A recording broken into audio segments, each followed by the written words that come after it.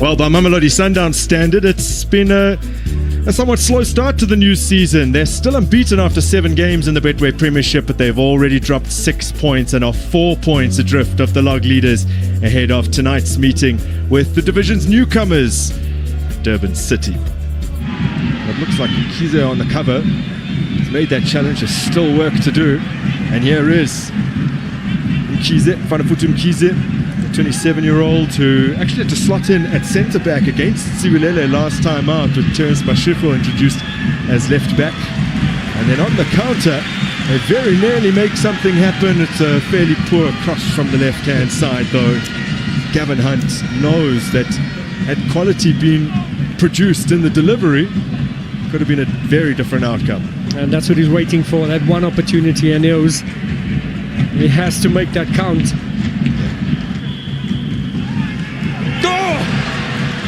They've hit the front. Durban City from the set piece.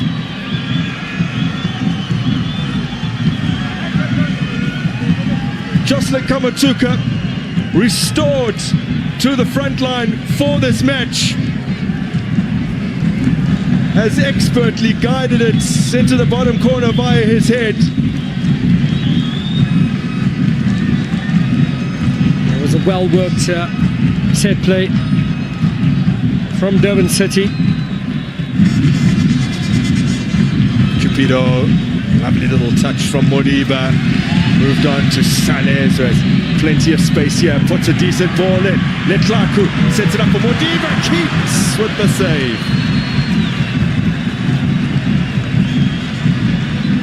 Yeah, fell on his weaker foot.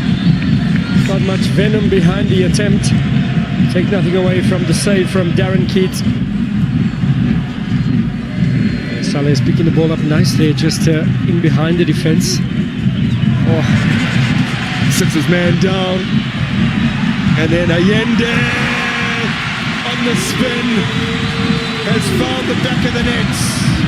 Looks like it might have come via a little deflection. But Mamelodi Sundowns have not taken all too long to restore parity in Atteridgeville.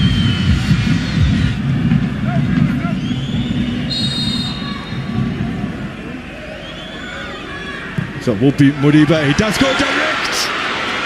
He struck the woodwork here, and then on the follow-up, Letlaku arriving, doesn't make a clean connection. Reyners uncharacteristically inaccurate from about 8 yards out.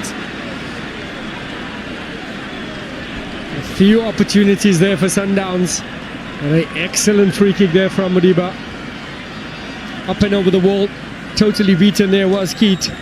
It's ball in again. Maliba Mkhoza gets his head on it. The Reyners to Sanes. Reyners firing it through brilliantly here for Tashreeq Matthews. A chance to go ahead. Expertly slotted away. It's a beautifully taken goal from Tashreeq Matthews, and Sundowns come from behind to lead. Matthews have been guilty of missing opportunities. Not tonight.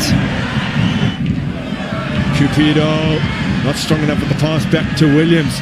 Kamatuka on the edge of the area. That has been ballooned over by Thabo Nodada.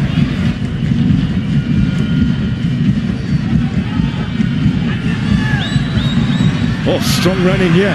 Now Maliba Mkhoza has pulled back his man. Was Mokoena who went flying forward there.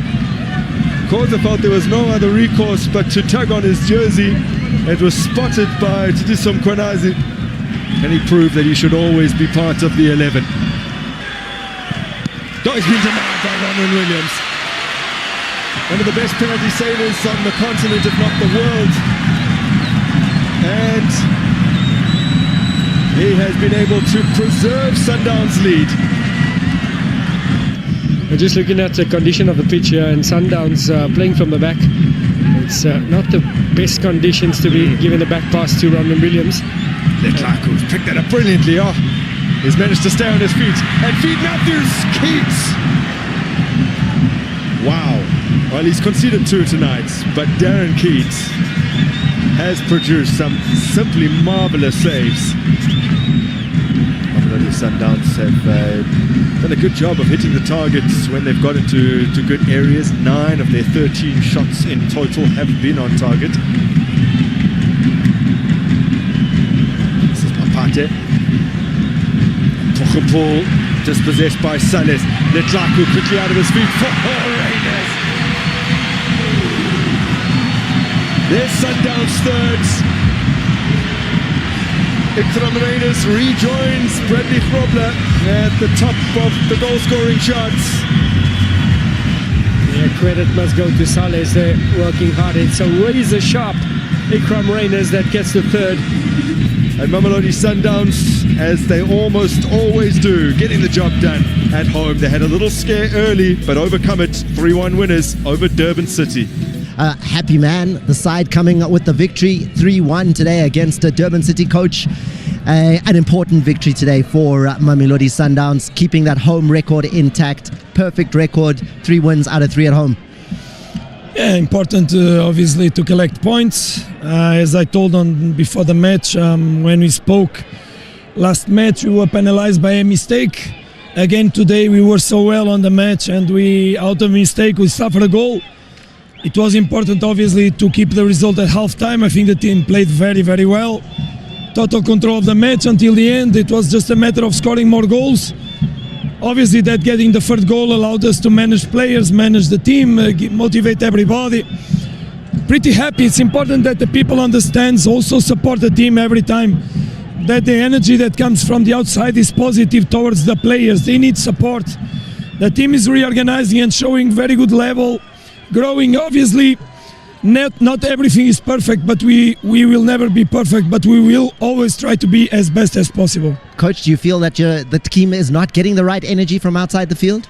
No. What I mean is that sometimes a mistake from a player or the opponent is so close that we need to push them back so that we open spaces in the back, and sometimes the ball must be also passed back so that we can pass it forward. Football is not always just balls in the front.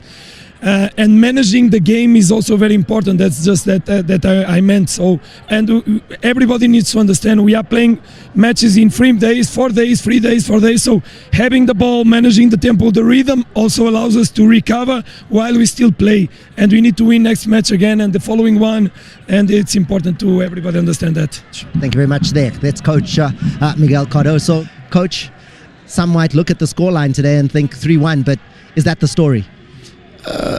Yeah, look, I mean, you can say at the end, yeah, but I mean, if you look at the first half, we had 3 great opportunities, plus the missed the penalty, so like you could say 4 opportunities. You know, you take 2 of them, we go in half-time, I can make a few changes, I can do what I want to do and try and go from there, you know, but obviously we missed the 2 golden opportunities in the first half and then the penalty, and you don't take those against them, you're going to suffer. You know, we're not going to have the ball, we know that. So it's a bit disappointing because I think we could, you know, we were a bit better than the scoreline suggests. Obviously at the end, you know, they start fanning about with the ball and that, you know what I mean, you know. I look at how that equalizing goal happens. You're fuming that the ball isn't finding the back of the net or a better cross coming in. The set piece happens and then it's in the net. That's football. Yeah, that's football, you know. I mean, we did well. I mean, we were 2 people in the box. If he just finds them, they can actually stop and pass it to one another and score. That's what that was still 0-0 then, you know what I mean? So then we had the second one down the side, and then obviously the penalty, and then we scored from the corner. But you know, we just didn't get a grip on the game after we scored, and they scored so early to make it 1-1, and then you know we jumped in bad areas, and then they got the quality. Let's be honest, come on, you know. Gav, they get the 3rd goal when you're trying to be brave. You've gone to 2 strikers. You think that made a difference when you go to those 2 strikers? You know, I said to them at half-time, we're going to see how we go the first 20 minutes, and then we'll try and come out and really have a go and try and get the equaliser. Why not? You know, you lose 3-1, and then it was sad because it wasn't really. And then they had 1 or 2 moments as well. You know, I mean, our centre backs got pulled apart a little bit here and there, and they're normally better than that. So. Yeah, it happens in football, and commend the players. Never gave up, kept trying. That's all. All right, Gav. Thank you very much. Thank you.